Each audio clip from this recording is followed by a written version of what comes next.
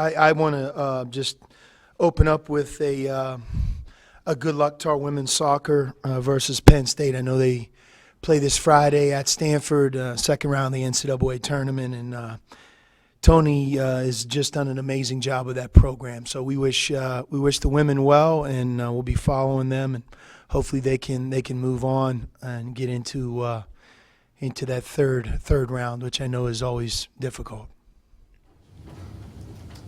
Also, Zeke won another Pac-12 Freshman of the Week award. What's been kind of his progress through the first 4 years?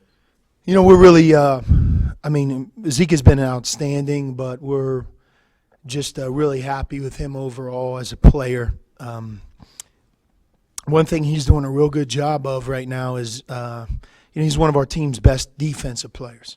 And he had a number of really good plays defensively in the last game. And, if he was just doing that, especially for a freshman, I think that, that's something for us to be proud of, for us to acknowledge. A lot of times that's the hardest thing to transfer from high school to your first year in college. It's just the speed of the game, the size, everything that comes at you.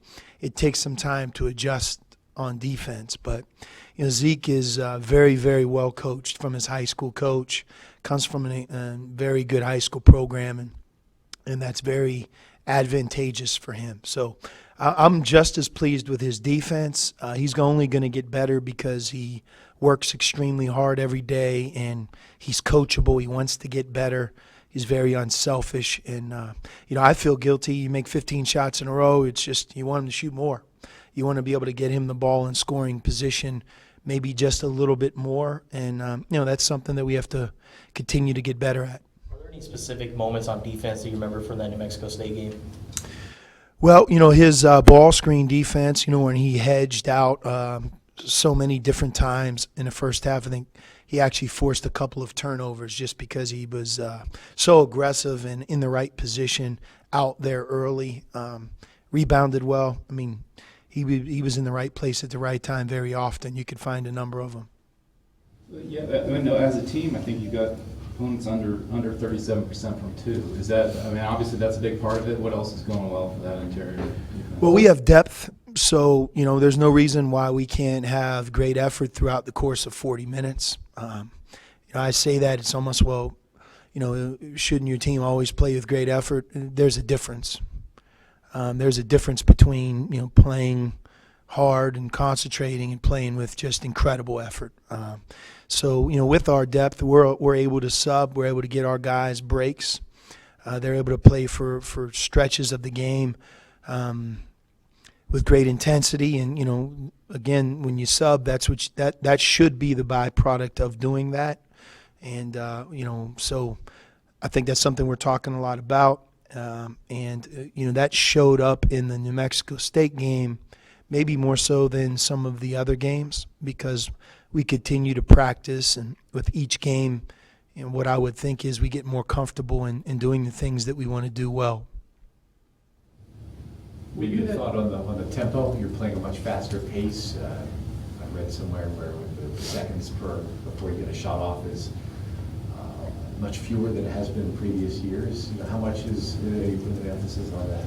Well, we're pushing it in transition, and we have a lot of different playmakers. It's guys can all dribble, pass, and shoot for the most part that are on the perimeter, and when that happens, a lot of good opportunities are created. If we shoot a quick shot, we just want to make sure it's a good one. You start getting in that game a little bit too much. You'll beat the teams you're supposed to, but you certainly will struggle on the road away from home against the tough-minded competition that we're going to face. So there's always a balance, but no doubt we want to push the tempo, we want to push the pace. I think this year's team's probably as comfortable in doing that as any that we've had, and we've had some great moments on offense, and not just guys shooting open threes, but drives to the basket and post-ups.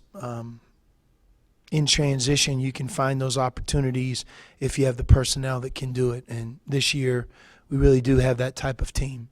You guys We're looking at, speaking one more thing about the defense and the inside, you were looking at hedging out a little farther. Is that maybe paying off so far anyway? Is it working out the way you? Yeah, I don't know if it's further, but it's an emphasis. It's not easy to do. You can really do it with one foot in. So sometimes you're there, sometimes you're not, and when you're sometimes there and sometimes you're not, when you're hedging, it doesn't work out.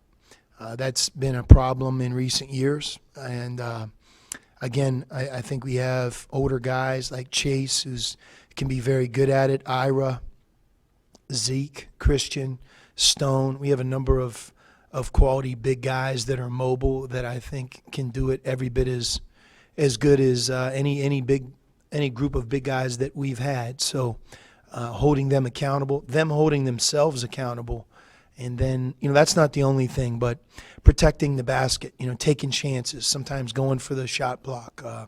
Not being afraid. You don't want to foul. That's never a good thing, but sometimes a foul when you're really trying to make a hard play on a ball, that's part of the game, and that's using our depth.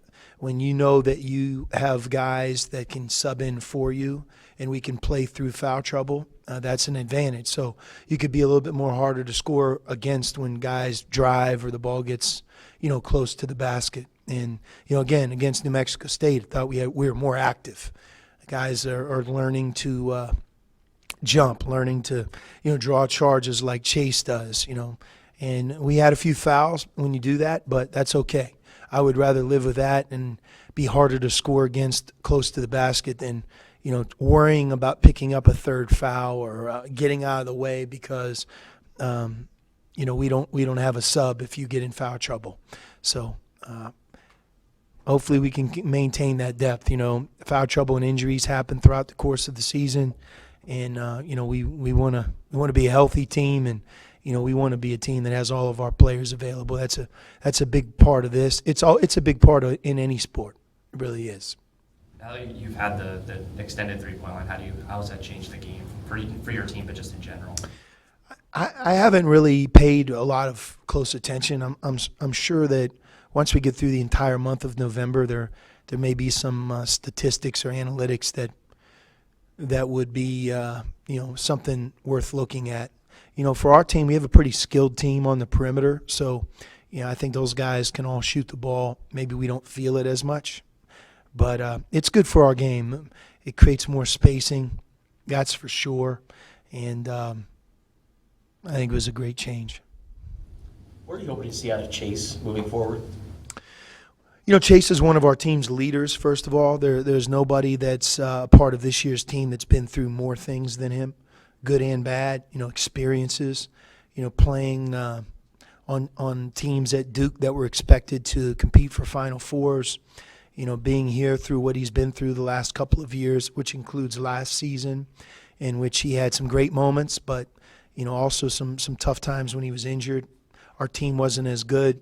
This is it. This is his last year, truly his last year, and I know he wants to go out a winner. So, number one, leadership. I think the second thing is, Chase is very unselfish and smart. He's not a small guy. I mean, you forget sometimes he's 6'11". So defensively, he's mobile. He's intelligent. I don't know if I've ever coached a big guy that draws charges and sacrifices himself like he does on the defensive end. But we want him to be consistent on defense. And then offensively, we as a team have to do a better job of getting him the ball in scoring position. Sometimes he has a tendency when he posts up to be further away from the basket. I don't think that's the answer, but there are also times when a guy like him runs the court well and rolls on a pick and roll. And, you have to be able to throw him the ball because he's proven that he can score. And I think like a lot of things through 4 games, I wouldn't judge us just on those 4 games. We're going to get better and smoother at being able to have balance and be able to get the ball to him a few more times. That would be a good thing for us. Because, just looking at your stats, like Zeke's way up there, but offensively at least, your other 3 post guys are 3-4 points a game. I mean, do you want to see a little bit? I do. And again, it's tough when the score is as lopsided as a few of our games have been to just absolutely make complete judgments. You know, things happen when you're up big that don't happen in a closer ball game. But, you know, those guys, we believe that they can deliver.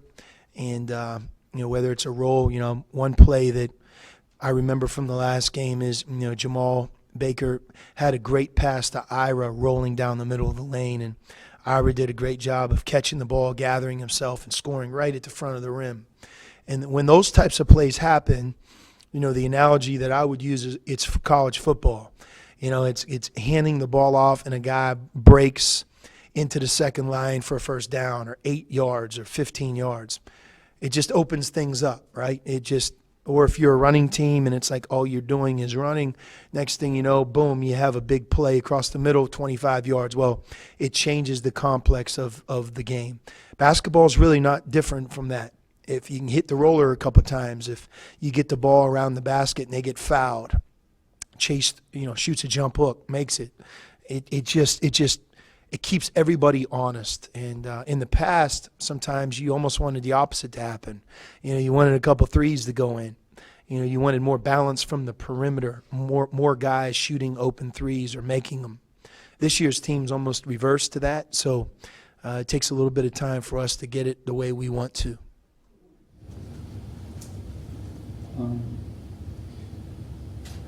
Where do you stand as far as, like, do you feel like after 4 games now you've got a better feel for roles that guys that might be playing? And, Yeah. yeah, maybe along those lines, and what kind of have you determined anyway? You know, I think the one thing about our team is, you know, there's constant pressure in a very positive way on our players. You know, you don't show up for practice, and I don't mean like physically not be there, but you know, you're not alert, you're not concentrating, you know, you're not producing, you know, you're not like you should be, and you know that happens for a period of time. There's pressure on that player to keep the role that he has, whether that's a starter, whether that's, you know, rotation minutes. So we have that highly competitive environment, and then, you know, we're looking, you know, after every game who plays well with who, and you know, there's more separation after 4 games than maybe there are 2. We could have multiple starting lineups throughout the year. We could stick with the one we currently have. You know, I don't know if that's necessarily something that we have completely figured out, but it's not easy to play 9 and 10 guys. It isn't. And what you hope you can get out of doing that is constant effort for 40 minutes, a wearing down effect, both on offense and on defense, and quality play. And if we sub and we get into a situation where we're not getting quality play, or you know, maybe our effort level or what I'm talking about isn't as much in place, it just makes sense to play 8 or 9, not 10. So we're not there yet. I do like how a lot of things are going right now, and I believe in every one of our players. I mean, this is one of the deepest teams we've had, and there's a number of guys that don't start the game that could. I mean, there's not a big difference between a couple of our starters and a couple guys who don't play or don't start. So we'll keep our eye on that. That's a good problem to have. You know, the bad problem is, you know, you just can't wave a magic wand when nobody's over there on the bench, or you can only go with an iron 5 or 6 and you sub. Everybody knows, including the starters, that you can't do that very often. That also has an effect. It wears your own team down. So we're far from that right now, and hopefully we can continue to take advantage of the depth that we have. You've talked a little about, you know, mentioning Zeke being maybe a little lower rated. You know, now that, I mean, granted it's only been 4 games still, but just for you even, does some of this jump out? Like, did you even see, I mean, man, I know he had that great October where he got the gold jersey a couple of weeks, but do you even kind of find yourself a little surprised? Yeah, I mean, you know, I think we tried, you know, as best that we could, especially in the spring, of just, you know, making sure that the people that that are in charge of certain games at least knew that Zeke was a very good player and a great kid, and that he had a fantastic senior year in the state of Minnesota. Sometimes, though, not getting all of those accolades or getting invited to some of the all-star games, it can be a motivating force. It's not always a negative, and all Zeke has done is work really hard. As a senior in high school and through the summer months, his body really changed. And part of what helped his body change isn't just the regimen he was on, how hard he worked, but he's young. He's one of the youngest players on our team. So, his maturity has really helped him just be different maybe now than he was 2 years ago. I've often referred to him as someone who really benefits from playing from an excellent high school coach, high school program at Hopkins. That's very, very helpful. He's in the right place. He knows how to play defense. He knows how to practice hard. So, there's a lot of good things. And then, I think Zeke's demeanor, you can ask his teammates.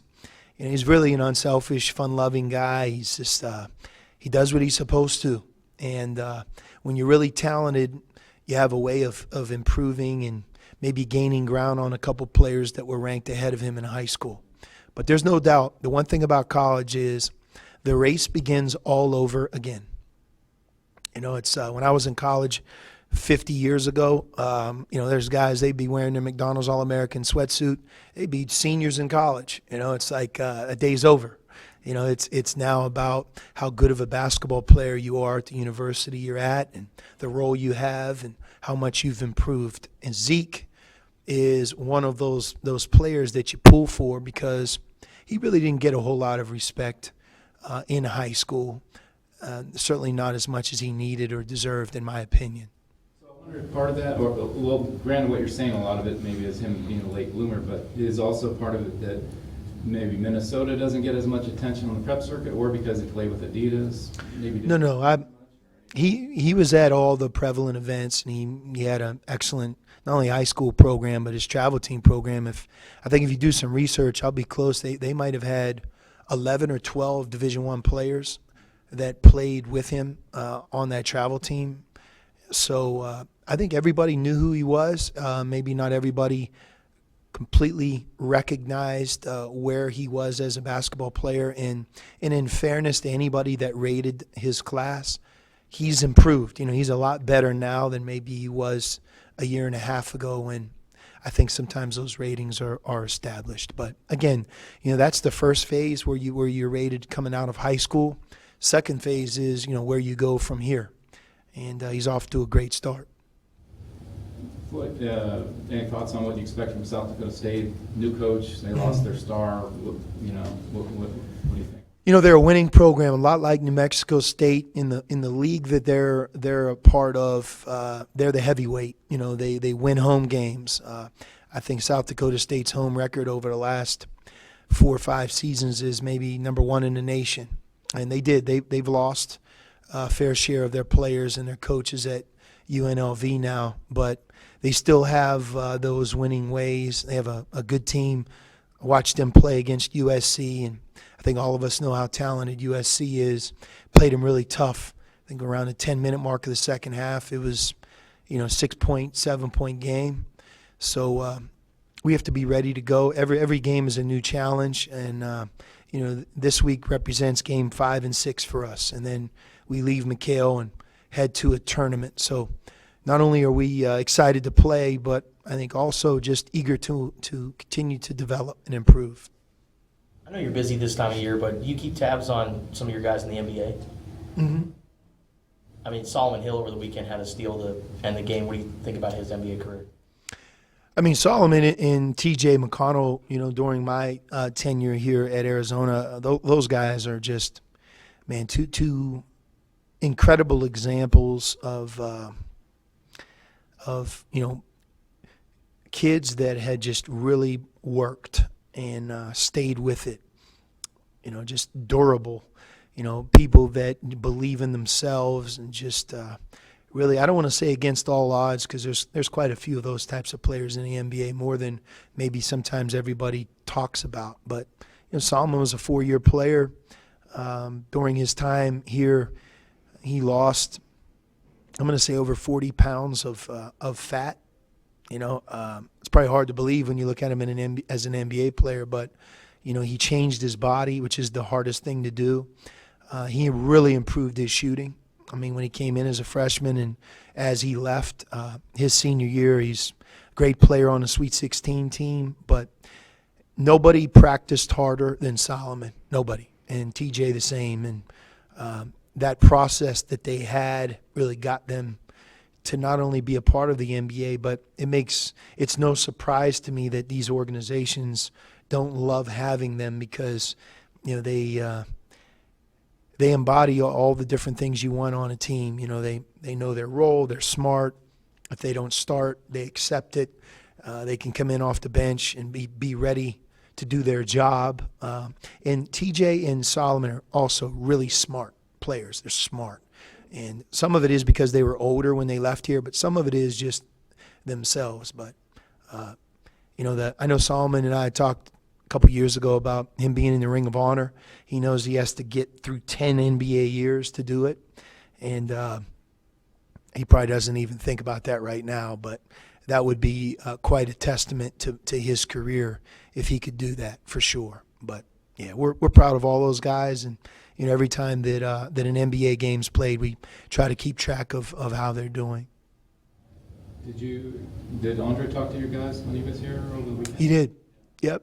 You know, Andre was here for like 3 days, and he watched practice, and you know, he loves the game. He's such an interesting person. You know, he transcends just being an NBA player. He's a smart person, and you know, his experience in the NBA is just unprecedented. I mean, he's won a gold medal on the Dream Team. He's, you know, won multiple NBA championships. He's won the Bill Russell Award for MVP of the finals. He's been a sixth man. He's been a starter. You know, it's just incredible to follow his career. So when he talks, our team clearly listens to him more than they do me. No doubt about it. Did he work out? I mean, I know he's kind of in limbo career-wise right now. He worked out by himself, yeah, but he had a chance to talk to our guys, and, you know, I think his comments, you know, resonate because, you know, you can only imagine the narrative that he has, and that is just, you know, when you're on a really good team, it's amazing how things happen for you as an individual player, and vice versa. When you're not, it doesn't count quite as much. So I think he embodies that. Thanks.